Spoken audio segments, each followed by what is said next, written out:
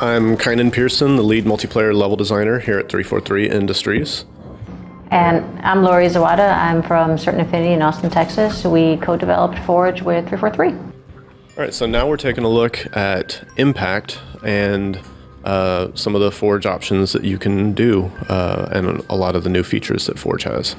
Impact is one of the three multiplayer maps three Forge maps that we are going to offer for Halo 4. Whenever you're working in Forge, you have a bunch of different options for object types that you can use. In each of our maps, of our Forge maps, we have a specific palette for that map that has some unique and custom pieces that you'll only find in that version. You can see that now we have the new labeling and highlighting, so it tells you what object you're looking at and it highlights it green so that you know whenever you press the button you will grab that object. You can also do things like quick delete, and then you can see how whenever you drop a piece and then you drop out of Forge mode or out of monitor mode, that it generates light maps and puts shadows on the piece, which is new to Forge. One of the big pushes we had for Forge was to make sure that the visual fidelity was as close as possible to a single player or multiplayer map.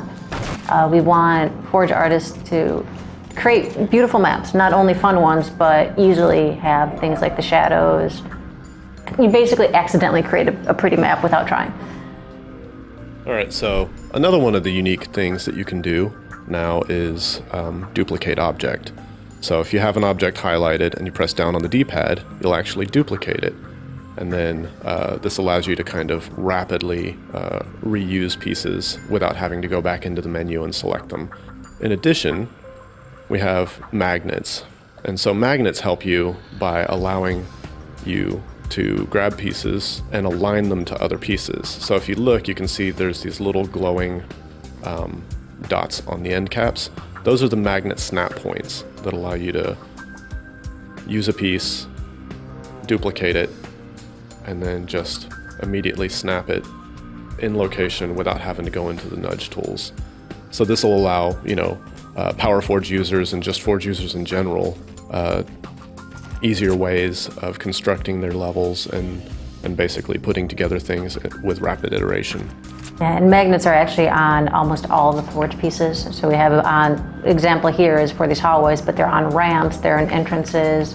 There's certain Forge buildings where we anticipated people might snap things to them, whether it's on the roof, windows. A lot of familiar pieces to the Forge palette that was used in Forge World, although everything's been redone. This map uses a UNSC palette, which is also another unique to Halo 4 Forge feature. The new Ordnance system gives you access to dropping Ordnance. You have initial drops, which is something that comes down at the very start of a map. Random drops, which will randomize what Ordnance shows up, and then objective drops. So whenever you accomplish certain goals, you can have those come in.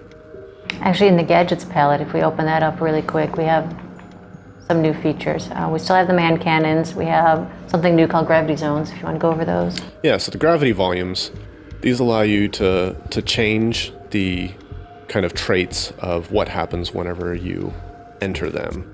This not only affects the player character, but it will affect weapon or vehicles as well. Yeah. So as you can see, when I'm within this volume, I have low gravity settings, and all of this stuff is customizable and tunable so that players can set up, specific things where, you have a bunch of different railways or structures, and then in certain areas only, you'll be able to have, low grav or reverse grav or just anything that you want to do. So there's plenty of creative things that you can do with the specific traits of the gravity volume. You can actually stack a couple of these gravity volumes together and it compounds itself. In addition to this, you also have the choice to either have something visible in the game or they could actually be invisible. So this could be like little surprises for people, but the possibilities of this is pretty nuts. Okay, one of the other unique things that we have going on with Forge is that if you have something that's a base piece that you've located and you know exactly where you want it to go, you can basically lock that piece in place so that now if I'm pressing the A button, I can't grab it, I can't edit it unless I choose to unlock it by, again, pressing left on the D-pad.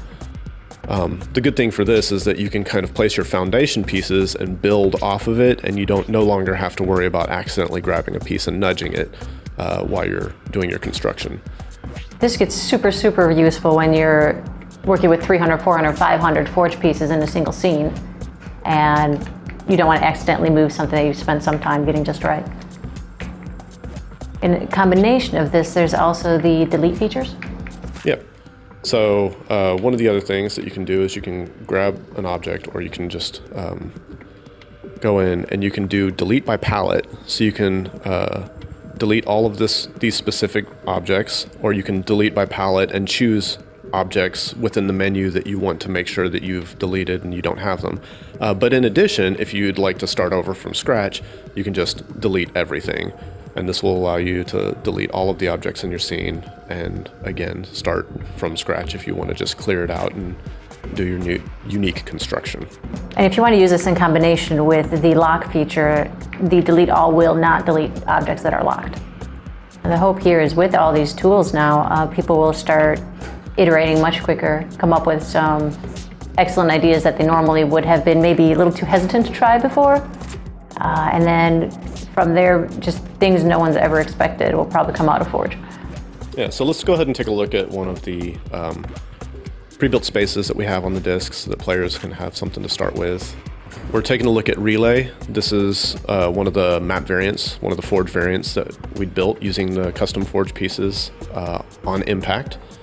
This shows you kind of how you can put together a complete map without using any of the terrain, just using all of the Forge pieces. You can see that this is a symmetrical 4v4 map.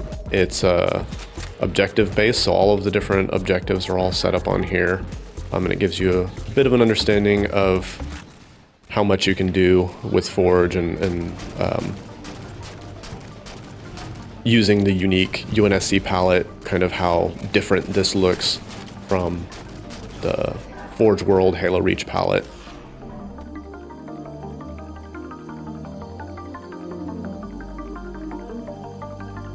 All right, now we're going to show a little bit of the player trait zones and kind of some of the stuff that you can do with those. So I'm going to build a few little structures here just so that we have something as a groundwork to work with. You can place a trait zone.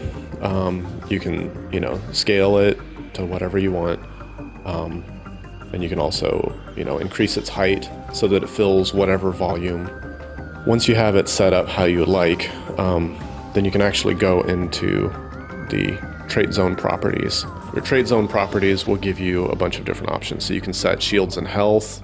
You can basically make sure you can boost somebody to have 300% damage resistance in, or shield multiplier. You can change their shield recharge rates, give them headshot immunity, just whatever ideas you have for the game type or the specific trait zone you could do. But you can also do things to adjust player movement, so you can adjust your gravity to lower that. Your jump height can be significantly increased when you're in. You can boost your player speed. So you can see here that you could either adjust one trait, or you could just adjust any combination of those traits. There's 4 different buckets and a total of 16 of them in a Forge map. So 4 different buckets, but 16 of these little circles throughout the map. These trait zones will appear invisible in the game. You have options also to disable your weapons, to add infinite energy to your weapons, to be invisible, and again, so you have all these options to be able to customize these in any way you would need to work through the stuff that you have that's defined. So again, using the various large structures and our construction pieces, you can see how you can put together something fairly quickly just using some of the predefined stuff and magnets. But this, in combination with some of the player trait zones as well, lets you do some unique things. So for instance, I've got this thing and you can see clearly that my jump height isn't big enough to get up there, but I'd like to allow that in this map. So you can go in. Yeah, so I mean, this is a lot of stuff that you can just mess with for as long as you want. there we go. Oh. Still a bad jump. Right. Bam. So again, when you enter this, you'll see that, based on your gravity settings, that stuff is different. But yeah, it's just some of the cool stuff that you can do with the player trait zones and the Forge palette.